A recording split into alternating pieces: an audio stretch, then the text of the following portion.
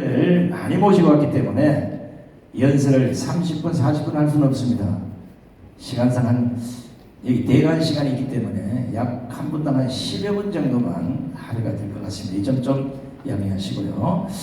오늘 첫 번째 연설은 최근에 정한 목사님을 뒤에서 씹어대고 비판하는 얼빠진 이 목회자들이 꽤나 있는 것 같습니다. 과연 그것이 진실인지 아닌지 우리 세계적인 신학자인 한국을 대표하는 신학자 서현 박사님의 정강훈 목사에 대한 신학 논평을 큰 박수로 청해 듣겠습니다.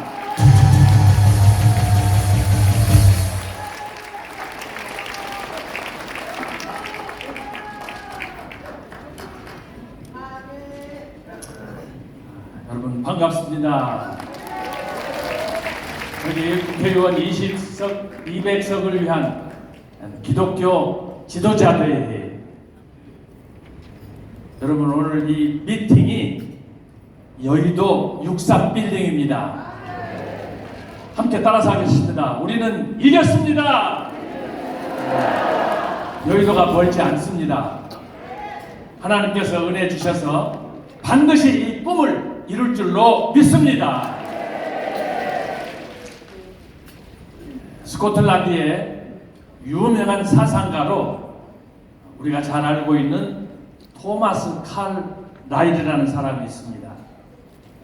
이 사람이 많은 책들을 썼지만 그 책 중에 가장 유명한 책이 영웅과 영웅들이라는 책입니다. 이 책에서 토마스 칼 라이드는 시대가 영웅을 만드느냐 아니면 영웅이 시대를 만드느냐, 여러분 어떻게 생각하십니까? 2019년 6월 우리가 잘 아는 대로 이 나라는 희망이 보이지 않았습니다. 소위 말하는 좌파 정권이 종횡무진하듯 위에서부터 아래로 심지어 국내뿐만 아니라 해외에서까지 이 나라의 국운을 좌우할 그런 결정적인 기회를 상실하고 권모술수의 혈안이 되었습니다. 그런데 여러분, 불과 4년 전에 제가 경복궁 광화문 집회를 갔었지만 하나님께서 준비하신 전광훈 목사님께서 경복궁 한 조그마한 모퉁이에서 시작했던 이 애국운동이, 저는 영국에서 10년 동안 유학하며 저는 청교도 역사를 전공하고 3년 전에 총신대학교 신학대학원에서 교회사 교수로 은퇴를 했습니다. 그 전까지 저는 교회사, 기독교 초대교회부터 지금까지 2000년 역사를 제가 논문 120편을 발표하며 아직 일부 미발표한 논문이 있지만 초대교회, 중세교회, 종교개혁, 근대교, 또 청교도 역사, 스코틀랜드 장로교회와 한국 기독교, 개혁신학의 전통 등등에서 책들을 제 저설로 해서 다 출판을 냈습니다. 그런데 제가 말씀드리는 것은 초대교회 이후 2000년 동안의 역사 속에서 토마스 칼 라이드가 말한 바대로 시대가 영웅을 만드느냐 아니면 영웅이 시대를 만드느냐, 불과 4년 전에 우리나라는 백척간두에 직면했습니다. 아무도 귀를 기울이지 않았습니다. 하지만 이 역사적인 무브먼트가 지난 총선의 대선의 지형을 바꾸는 놀라운 분기점을 창조하였습니다. 동의하시면 두 손들과 함께 아멘! 이 저작권은 저에게 있는 거 아닙니다. 정광훈 목사님에게 있습니다. 자, 근데 오늘 제가 여러분에게 드리려고 하는 말씀이 뭐냐? 2000년 기독교 역사를 조명하는 가운데 하나님께서 각 시대마다 어려울 때 당신의 종을 세우시더라 라고 하는 것입니다. 여러분 잘 아시겠지만 오늘 기독교 지도자 되기 때문에 적어도 여기 함께 하신 분들은 성경이 뭔지 기독교가 뭔지에 대해서 기본적으로 다 알고 오신 분들입니다. 기독교가 부흥했을 때 나타난 특징 중에 하나가 무엇입니까? 교회에 강단이 살았습니다. 말씀이 흥왕했습니다. 교회 친교 모임이, 말씀 운동이, 성령 운동이 계속적으로 일어났습니다. 그러나 지난 몇 년 동안 코로나를 빙자해가지고 비대면 예배가 우리의 현장을 덮치고 듣기에도 안타까운 성도가 얼마나 떨어졌네, 교회가 얼마나 문 닫았네. 여러분, 1985년 기독교가 우리나라에 전리된 이후 지금까지 들어보지 못한 가장 치욕적인, 저와 여러분이 앞으로 지고 가야 될 멍해 아닌 멍해로 우리의 마음을 읊조리고 있습니다. 이런 절박한 상황에서 하나님께서 말씀하신 대로 시대가 영웅을 만드느냐 아니면 영웅이 시대를 창조하느냐, 이 정점에 서신 분이 바로 전광훈 목사님이십니다. 저는 처음에는 전광훈 목사님 이름도 잘 몰랐습니다. 이분은 전형적인 부흥사지만 저는 학자이기 때문에 가는 길도 달랐습니다. 그러던 어느 날 제가 우연치 않게 경복궁에서 광화문에서 이분의 메시지를 듣고 도대체 저분이 어떻게 이렇게 수많은 군중들을 모집할 수 있는가? 아무리 기독교 2000년사를 연구하고 연구했어도 이런 역사는 없었습니다. 있었어도 한두 번 잠깐 있다가 없어졌습니다. 그런데 여러분, 성령의 나타남을 20차례 했고 광화문 집회는 지금 얼마입니까? 전혀 모르시는 것처럼 오늘 겸손하게 한 분도 할렐루야를 안 하시네. 이건 좀 따라서 합시다. 나와 우리가 증인이다. 그렇습니다. 자, 이런 상황에서 최근에 전광훈 목사님에 대한 전 한길총 중경회장에 대해서 설왕설래하고 뒷담화치고 하는 사람들이 있다는 걸 제가 들었습니다. 조금 전에 원로 목사님 지동 우리 한길총 회장님께서도 말씀하셨지만 통보할 일입니다. 전임 한길총 회장을 지낸 이런 분을 전임 목사님도 한길총 원로 목사님들도 적극적으로 지지하고 있는데 쪽발이 된 사람이 나타나가지고 지들이 신학을 하러 목회를 제대로 해 뭘 한다는 거예요. 이런 일부 지극지상 적은 몇 사람들이 모여서 한국교회를 이렇게 이야기한다는 자체가 저는 학자로서도 또 일개 목사로서도 한국교회에 대한 모독이다. 모독이요 치욕이라고 저는 생각을 합니다. 있을 수 없는 겁니다. 차자에 제가 오늘 이곳에 나와서 짧게 한 5분 정도 하고 말씀을 하고 내려가겠습니다. 말씀드렸지만 저는 전광훈 목사님하고 저하고 지금까지 걸어왔던 길이 너무나 달랐습니다. 영국에 제가 얼떨결에 40년 전에 갔지만 가기 전에 저는 전광훈 목사님하고 동창이었습니다. 공부 안 하지, 땡땡이까지, 이상하게 학교 싫어하지, 시험 보고 내포트 쓰면 뺏겨내지. 어떻게 그것은 그렇게 약속도 안 했는데 닮았습니다. 한번 따라합시다. 할렐루야. 그러나 여러분, 제가 원치 않는 유학을 영국으로 갔는데 10년 만에 저의 스승 중에 한 분이 그랬습니다. 서유한 목사는 개천에서 용났어. 괜히 여러분들 제가 이 말하니까 또 질투하시는 것 같아요. 어떤 면에서 해외 유학, 그 어디든 간에 유학 간다는 자체가 고통입니다. 그러나 저같이 준비 안 된 사람이, 돈도 없는 사람이, 머리도 나쁜 사람이 그것도 영국으로 유학을 간다. 40년 전에 돈도 없이 간다. 이건 웃기는 얘기입니다. 유학에 대한 모독입니다. 하나님께서 저에게 은혜를 베푸셔서 돈 한 번 가지고 가지 않았지만 영국 목사님이 저 등록금 대주고 생활비 대주고, 여러분 이런 일 있을 수 있습니까? 내 자식도 돈 보내려면, 생활비 보내려면 죽을 돈 쌉니다. 그런데 피부색깔도 다른 분이 그것도 1년 2년도 아니고 여러 해 동안을 저를 지지하면서 저를 위해서 후원하고 기도하고, 그래서 제가 박사학위를 받고 귀국해서 그 달부터 교수직을 수행하게 됐습니다. 그런데 말씀드린 것처럼 전광훈 목사님을 대하는 순간에 제 마음속에 궁금증이 생겼습니다. 도대체 저분은 어떤 힘이 있길래 이렇게 군중들을 모으고 다니까 2000년 역사에 찾아볼 수 없는 새로운 이벤트가 어떻게 저분과 함께 시작될 것인가 궁금했습니다. 그래서 제가 유튜브 검색하고 교회에서 주일날 예배 드릴 때 뒤에 앉아서 강의도 듣고 설교도 듣고 그러다가 제가 전광 목사 관련한 최초의 논문을 썼습니다. 바로 이것이 제가 전광 목사님을 쓴 전광 목사 설교 심층 분석입니다. 다 드릴 수는 없고 세 가지로 요약해서 말씀을 드리겠습니다. 총신대학교에서 은퇴한 서유한 교수가 어떻게 전광 목사한테 매료됐는가? 첫 번째는 뭐냐? 적어도 우리가 기본적으로 성경에 대해서 컨버세이션 하지 않습니까? 그러나 중요한 건 뭐냐? 지금 여러분들이 알고 있는 성경 지식은 어느 정도냐라고 하는 거예요. 매일 성경 읽고 도토리 기재기식으로 한 발자국도 앞으로 나갈 수 없는 어떤 고정관념에 매여가지고 제 자신이 모태 출신이에요. 제 이름이 요한이지 않습니까? 기분 나쁩니까?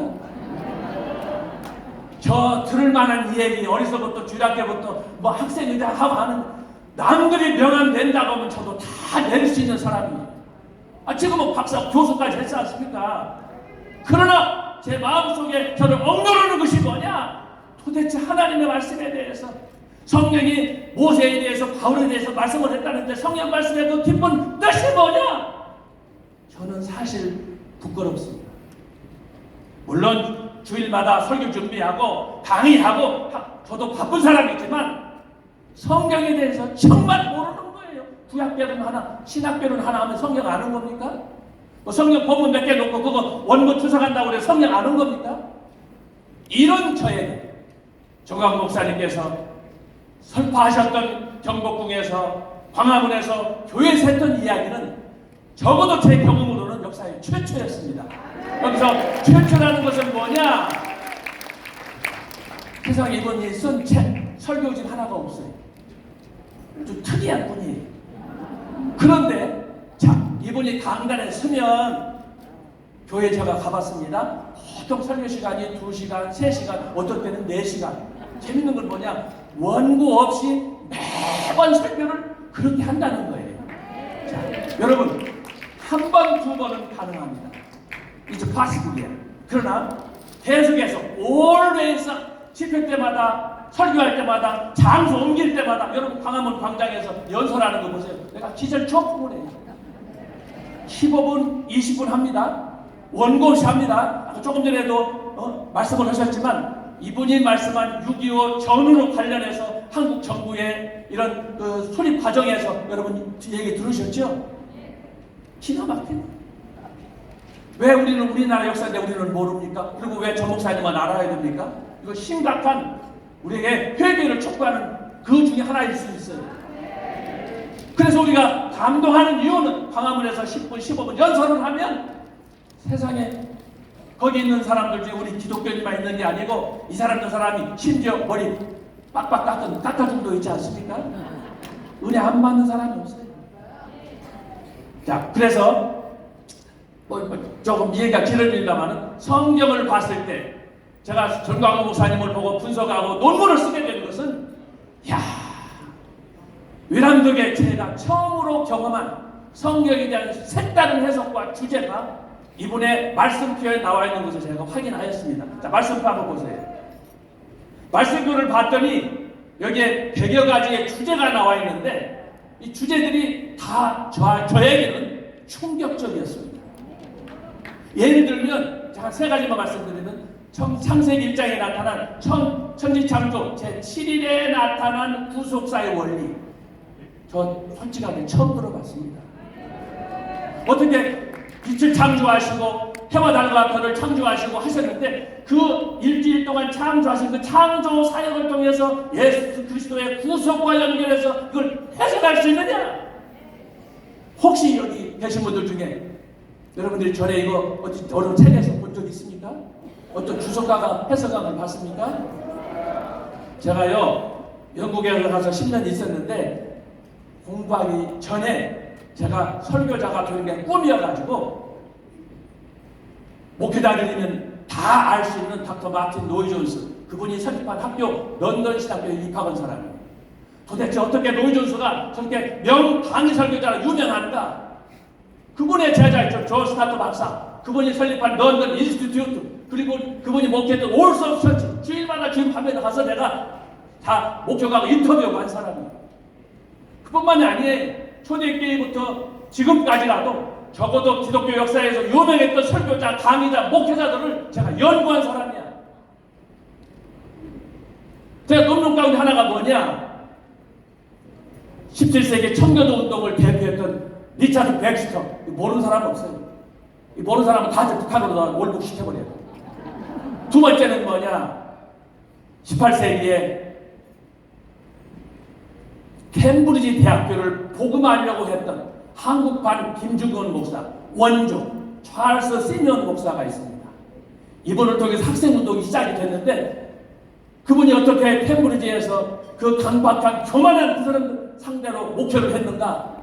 평생 결혼도 아니하고 총각으로 50년 동안 그 교회에서 말뚝박은 사람. 세 번째는 우리가 잘 아는 대로 19세기에 찰스 헤든 스펄전 강단의 황태자라고 소문난 분이에요. 제가 이분을 연구했어요. 그리고 20세기를 대표하는 사람 닥터 마틴 로이존스. 이 사람들의 목회 방식, 설교가 뭔가 집중 연구한 사람이에요. 그리고 그분만이 아니에요. 제가 주석도 많이 모았어요. 지난번에도 저 목사님께서 저의 자료에 대해서 말씀했는데 영국에도 없는 자료도 있어요. 그러니까 제 책에 이 가치가 상상을 초월하는 거예요. 그런데 문제는 뭐냐? 청교도를 대표했던 아까 리차드 백스터 전집이 22권 있어요. 그 시기에 혼란했던 격동계 잘 아는 매튜 헬리라는 주석가가 있어요. 매튜 폴도 있어요. 시대마다 다 있어요. 그런데 여러분 심지어 마틴 루터, 존 칼빈을 이야기할 때도 그들이 특수한 신학 서적은 남겼지만 성경에 대해서 창세기부터 계시록까지 주석은 있지만 그걸 총괄적으로 묶어가지고 우리에게 영안을 열어줬던 이런 설교, 이런 메시지는 적어도 제가 발견하지 못했다는 거예요. 자, 그런 가운데 제가 전 목사님의 설교를 듣고 그냥 방송만 들은 게 아니에요. 현장을 제가 다 탐색한 사람이에요. 여러분 서희환 이렇게 보면은 어떻게 좀 알구나 안 갔습니까? 저 보통 깜깜한 사람 아니에요. 저한테 잘못 걸리면 그 새끼 죽어요. 그렇지만 제가 최대한 절제하고 참고 인내하면서 제가 견디는 거예요. 그 인내가 저의 영국 생활 10년을 버티게 만든 거예요. 알았습니까? 자, 그런데 바로 이런 가운데 전 목사님의 설교를 듣는 가운데 제가 충격을 받고 연구해서 그래서 이 설교에 나타난 말씀표를 나타나는 것들을 검증해가지고 제가 논문을 쓴 것입니다. 이번에 특징은 뭐냐? 창세기부터 계시록까지 하나님 말씀 66권을 통건으로 창세기는 어떻고 출애굽기는 어떻고 요나서는 어떻고 계시록은 어떻고 종말론은 어떻고 바벨탑과 또 새 예루살렘 어떻고 제가 다 얘기할 수가 없어요. 주제들이 다 박사학위 논문감이라고 하는 거예요. 제가 드리는 것은 지나치게 과장하는 게 아니에요. 여러분이 엄격하게 객관적인 마음으로 이번에 설교를 주목해서 들으면 그냥 말장난, 뭐 만만의 실수 그거 가지고 사람을 편애하면 안 되는 거예요. 솔직하게 우리가 목회자가 됐든 우리가 기독교에 됐든 이 새끼 까불면 죽어 아는 사람 있어요 없어요? 에? 다 사람 안 볼 때 이런 크고 작은 실수들을 범하면서 자기에 대해서는 관용하고 왜 정광호 목사님에 대해서 함부로 얘기하는 거예요? 당신이 만약에 그 자리에 가면 일할 수 있을 것 같아요? 쪽박 차는 거예요. 쪽박. 나라 망하는 거예요. 이건 제가 감히 확신 중에 여러분에게 말씀드리는 거니까 여러분이 동의하시는 박수 한번 주시기 바랍니다. 두 번째입니다. 정광호 목사님이 설교를 하시는데 창세기부터 계시록까지 통으로 설교하는데 이번에 설교의 백미는 뭐냐? 개혁주의 보수적인 신학에 쭉 그 나인이 서 있다는 거예요. 정광호 목사님이 이렇게 말씀을 하고 은혜를 끼치지만 이분은 자유주의 신학에 대해서 자연적인 이성에 대해서 여러분 생각의 3대 통로 강의 들으셔서는 알겠지만 이분은 늘 하나님 말씀 속에서 어떻게 하면 하나님과 소통하면서 성경이 가르치는 그 원줄기 하나님의 뜻, 그걸 위해서 여러분은 몸을 바친 분이에요. 그리고 적어도 이분이 설교에 대해서, 성경에 대해서 설교할 때 나타난 신학적인 특징이 뭐냐? 적어도 신학적으로는 개혁주의 노선에서 벗어나지 않은 거예요. 오직 말씀에 대해서, 사람의 새로움에 대해서, 나라와 민족에 대해서, 영혼 구원을 위해서 이분이 밤잠을 자지 않고 이렇게 역사라는 걸 보면서 저는 다음에 그렇게 이야기합니다. 이분은 목회자지만 신학자를 뛰어넘는 목회자다. 감히 서포너치 어디서 좀 지식 얻은 거 가지고 가서 기타 맞히고 비연령, 이연령 하고 다니고 얼마나 웃습니까? 그래서 제가 지난번에도 부탁을 했는데 정말 기타 맞추고 좀 문제를 삼고 싶으면 정식으로 몇 마디 썰 풀지 말고 논문 써가지고 데스크에 나오면 그것까지 한번 토론하면 좋겠습니다. 혹시 그런 사람이 있으면 자원하시기 바랍니다. 마지막 세 번째입니다. 목사는 성병의 무식함은 표현이 좀 과격합니다. 병신 중에 병신입니다. 어떤 신학자를 나와서도 성경 모르면 목사를 할 수가 없는 거야. 왜 신학교 가서 목회자하고 교회를 세척하고 선교사로 나갑니까? 평생 마태복음 28장 19절 20절 제자 삼는 사역을 위해서 여러분 부름받지 않았습니까? 근데 목사가 성경을 펴놓으면 줘라 말 무슨 뜻인지도 몰라. 목사 당장 사표 내시기 바랍니다. 더더욱 중요한 것은 뭐냐? 이 성경을 통해서 깨달은 이 말씀을 그냥 자기식으로 주관적으로 신비하게 이것저것 붙이면 안 되는 거예요. 그래서 신학이 중요한 거예요. 청교도 가운데 윌리엄 에임스라는 유명한 신학자가 있었어요. 그분이 신학에 대해서 이렇게 얘기했습니다. 신학이란 뭐냐? 지도와 같다. 지도는 완전하지 않아요. 이런 지도 저런 지도 있을 수 있어요. 그래서 좋은 지도를 찾는 건데 정강호 목사님은 신학적으로 적어도 제가 판단할 때는 문제가 없어요. 제가 말씀드리잖아요. 제가 배워야 될 정도로 성경이란 열정, 통찰력 제가 너무너무 마음에 도전을 받고 충격을 받은 거예요. 그래서 여러분들이 이 부분에 대해서 최근에 뭐 2단이니 3단이니 그놈들이 문제지. 한국계 축태를 다 부르고 있잖아요. 여러분들이 더 이상 제가 안 하겠습니다. 제가 감정이 격해지니까 참을 거고. 마지막 세 번째가 뭡니까? 이 모임이 바로 끝나면 런치 타임, 점심이 기다리고 있습니다. 자, 제가 왜 이 말씀을 드리느냐? 한국교회 지금 1885년 주는 복음이 들어온 지금 136년이 됐는데 136년 동안에 여러분 이런 초대받고 이런 대우 받으면서 이런 세미나 하면서 이렇게 즐겁게 보낸 적 있습니까? 없습니다. 제가 정광훈 목사님 만나서 가장 도전적으로 감동을 받았던 게 뭐냐? 이분의 전적인 희생입니다. 오늘 한국 교회도 우리 나라 민족도 바로 이런 희생할 수 있는 지도자를 원하는 것 아니겠습니까? 저와 여러분들은 못하니까 돈을 싸다 줘도 저와 여러분은 할 수가 없어요. 하나님께서 그렇기 때문에 반이 이 시대의 선지자로 전광호 목사님을 세우신 겁니다. 너나 나나 선지자 같으면 나와 보라니까. 못하면서 왜 시부렁대고 그래. 적어도 어느 정도 사람을 한 50명만 모아봐. 내가 참석해서 볼 테니까. 여러분 사람 몇 명 모은다는 거 우리 오늘 여기 보니까 수천 명이 왔는데 그저께 월요일 날 인천에 했다고 했잖아요. 제가 한 달 전에는 2배 샜는데 제가 동영상을 다 봤어요. 세상에 이런 일이 방송 프로그램 있죠? 세상에 이런 일이 여기서 지금 일어나는 하나님의 기적이 일어날 줄로 믿습니다. 그래서 앞으로 우리가 이 대명분을 애국운동을 위해서 예수 한국을 위해서 더 나아가서는 복음으로 찾은 통일을 위한 이 일에 혹시라도 반동분자가 있다면 다 그 사람들 묶어가지고 북한에 보내야 될 줄로 믿습니다. 감사합니다. 아멘. 멋진 말씀 해주신 우리 서영 목사님께도 여러분 감사의 박수를 보내주시기 바랍니다. 이 시간 이후